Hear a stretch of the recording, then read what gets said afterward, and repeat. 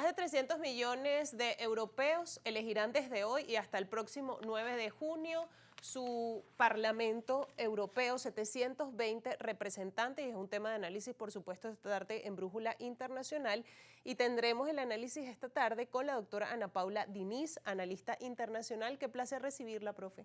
Gracias por la invitación, saludos al embajador y bueno, para mí de verdad mi casa Globovisión. Gracias por acompañarnos esta tarde. Es un tema importante en un año netamente electoral. Ya hemos visto cómo distintos procesos electorales se han ido llevando a cabo y ahora en estos días los ojos del mundo están puestos en Europa por ser un actor global de peso y tan importante, y que además está relacionado con uno de los conflictos que ha atemorizado al mundo desde el pasado 2022, y me refiero por supuesto a la guerra en Ucrania.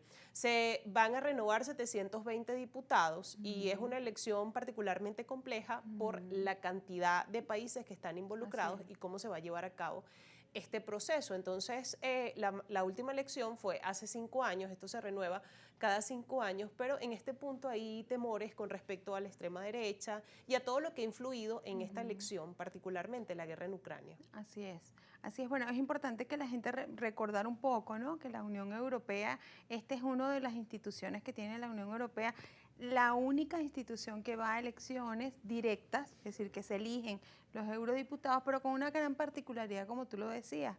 Son 27 países y es convocada nacionalmente. Cada país convoca sus elecciones, elige a los eurodiputados y después van al Parlamento Europeo, que además tiene otras comisiones, como es la Comisión Ejecutiva, que tiene que ver con la Comisión Europea, que además el Parlamento decide quién es el presidente de la Unión Europea, el presupuesto, el tema de la guerra, y también hay una comisión que están los ministros, integrada por los 27 ministros de los países europeos. Ahora, la importancia y el temor también de algunas, yo he seguido de cerca la campaña de algunos candidatos, por ejemplo, como Francia.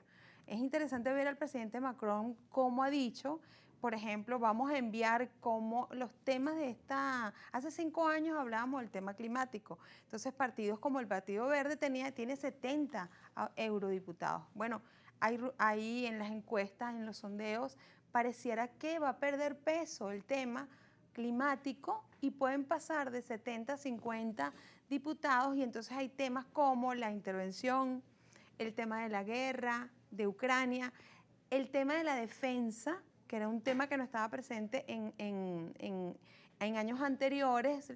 Yo creo que en el Parlamento Europeo y la Unión Europea, los dirigentes de Europa se están preguntando, bueno, si no tuviéramos la OTAN, entonces, ¿cómo quedaría nuestra defensa ante una guerra que tenemos con Rusia que no ha terminado? Entonces, hay algunos mandatarios que incluso, y tú ves las campañas, pidiendo una revisión de la Unión Europea, la revisión de los temas. Entonces es importante que ellos además aprueban el presupuesto de toda la Unión Europea, el presupuesto de ayuda que se le da a Ucrania.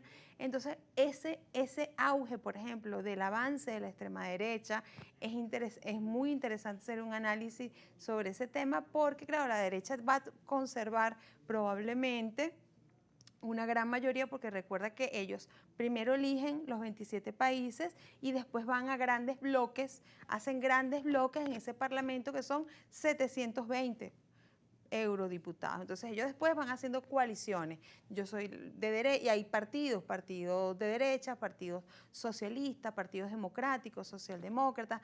Entonces viene temas interesantes porque hay preguntas que hacen algunos candidatos a eurodiputados. Bueno, la economía, por ejemplo, hay un tratado con China paralizado con temas porque el Parlamento decide sobre las sanciones, no podemos olvidar eso. Decide quién es el presidente de la Unión Europea, de toda la Unión Europea, que ahorita es la señora es una mujer.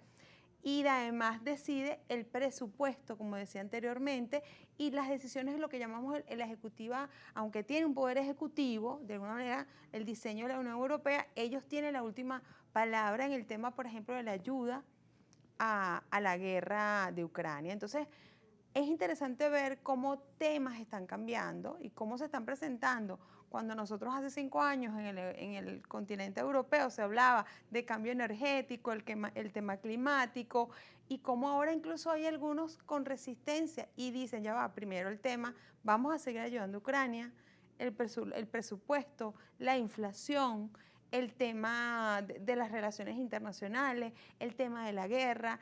Entonces, ¿cómo incluso, por ejemplo, tú ves, que a mí me parece muy interesante, Francia, un país donde el tema socialista había terminado, de repente ves un eurodiputado, un candidato hablando de socialismo, hablando de igualdad, y ves a la extrema derecha, como Le Pen, que fue candidata presidencial, cómo tú ves que a pesar de que hay diferencias en la derecha y la extrema derecha, cómo va avanzando la extrema derecha dentro de sus contradicciones y van a tener probablemente unos cuantos escaños y eso puede traer algunas diferencias, algunas preguntas dentro de la Unión Europea.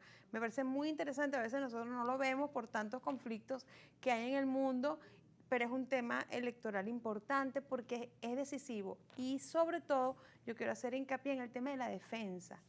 Cómo Europa se está preguntando, ya va, dependemos de la OTAN, que está en los Estados Unidos, pero hay países europeos que no tienen presupuesto para defensa y tienen que pedirle a otros países, Ucrania está pasando, tienen que pedir para la defensa, entonces hay cuestionamientos. Bueno, tenemos que pensar en un presupuesto para la defensa de nuestro país.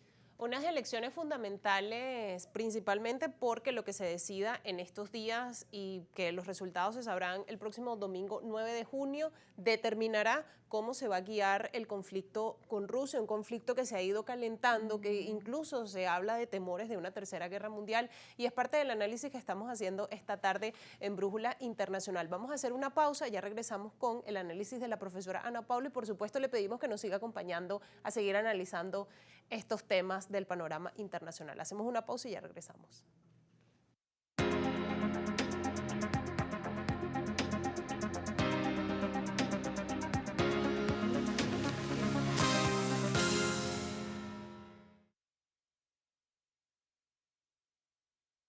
Climático